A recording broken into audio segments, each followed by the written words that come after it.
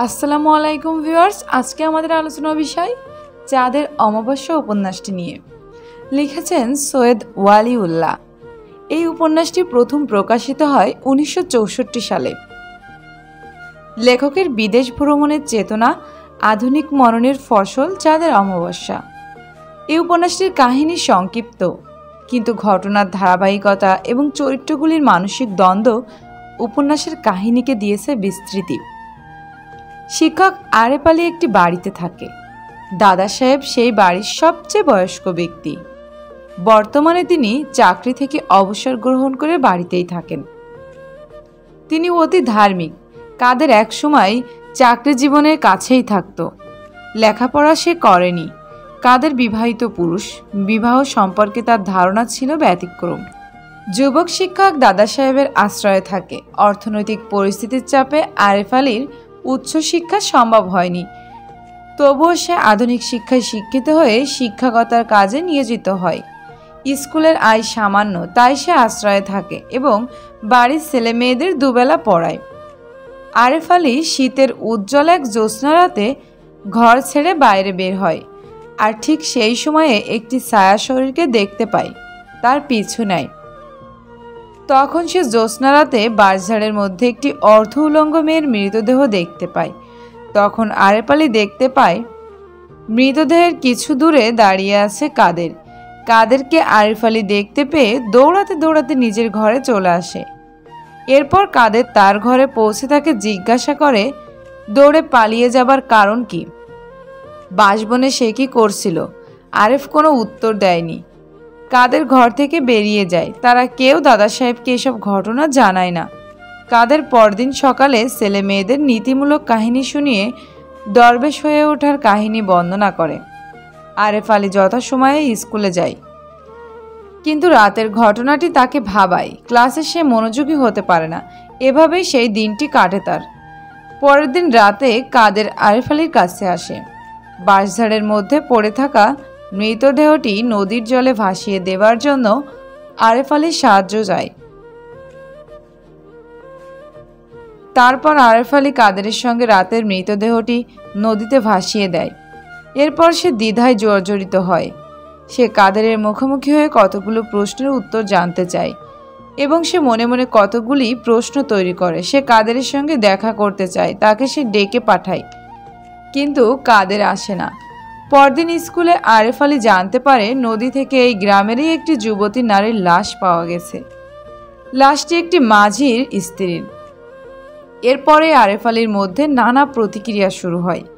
অবশেষে এই রাতে কাদের আরেফ আলীর কাছে আসে, কিন্তু দুজনের মধ্যে ভুল বোঝাবুঝি হয় এবং তা চরম পর্যায়ে পৌঁছায়।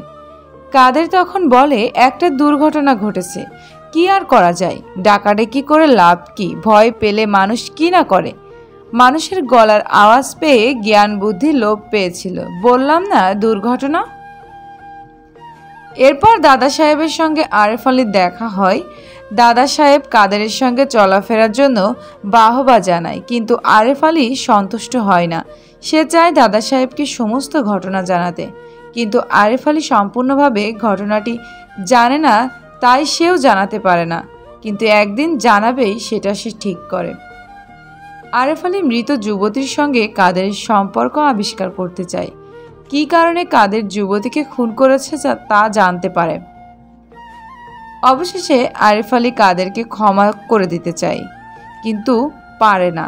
শেষ পর্যন্ত আরেফ আলী দাদা সাহেবকে ঘটনাটি জানায়, কিন্তু দাদা সাহেব তেমন গুরুত্ব দেয় না। পরে সেই ঘটনাটি পুলিশকে জানায় এবং শেষ পর্যন্ত পুলিশ আরেফ আলীকেই খুনি হিসেবে সাব্যস্ত করে।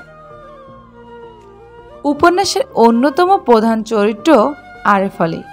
উপন্যাসের মধ্যে এই চরিত্রটি সবচেয়ে বেশি সামাজিক অঙ্গীকারবদ্ধ ও দায়বদ্ধ সম্পন্ন হয়ে উঠেছে। উপন্যাসে আরেফের সামান্য পরিচয় পাওয়া যায়। সে গ্রামের মাইনর স্কুলের শিক্ষক। পার্শ্ববর্তী চাঁদপাড়া গ্রামে তার বাড়ি। বিধবা মায়ের একমাত্র সন্তান সে। আর্থিক দুরবস্থা থাকা সত্ত্বেও সে আইএ পাশ করেছে। আরও পড়ার ইচ্ছে থাকলেও দারিদ্র্যের কারণে তা হয়ে ওঠেনি। গ্রামের বড় বাড়ির আশ্রিত সে। স্কুল সম্পর্কে দাদা সাহেব ও কাদের বাবুর সঙ্গে দুই একটি কথাবার্তা। স্কুলের কমন রুমে সাধারণ কথাবার্তা এবং মায়ের হাতে বেতন তুলে দিতে পারার সুখময় অনুভূতির বর্ণনা ছাড়া সামাজিক জীবনের দিক থেকে তার চরিত্রের কোনো বিকাশ দেখা যায় না। জ্যোৎস্না রাত্রির মায়া তাকে আকৃষ্ট করে। সে অনুভব করত প্রকৃতি যেন তার সঙ্গে কথা বলে। তেমনই এক জ্যোৎস্না রাতে কাদেরকে দেখে সে কৌতূহলের বশে তাকে অনুসরণ করে, কিন্তু একসময় কাদেরকে সে হারিয়ে ফেলে। ঠিক সেই সময় বাঁশের ঝাড়ের আড়ালে নারীর চিৎকার শুনে সেই দিকে সে এগিয়ে যায়।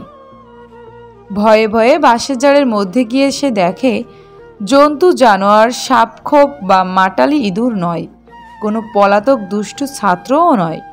বাঁশের মধ্যে আলো আধারের মধ্যে একটি যুবতী নারীর মৃতদেহ, অর্ধ উলঙ্গ দেহ, পায়ের কাছে এক ঝলক চাঁদের আলো। আমি শুধুমাত্র চাঁদের অমাবস্যার কিছুটা ভূমিকা আপনাদের মাঝে শেয়ার করলাম। গল্পের মূল টপিক জানতে হলে অবশ্যই পুরো বইটা পড়তে হবে। ধন্যবাদ সবাইকে। ভিডিওটা ভালো লাগলে অবশ্যই একটি সাবস্ক্রাইব এবং লাইক কমেন্ট করে যাবেন।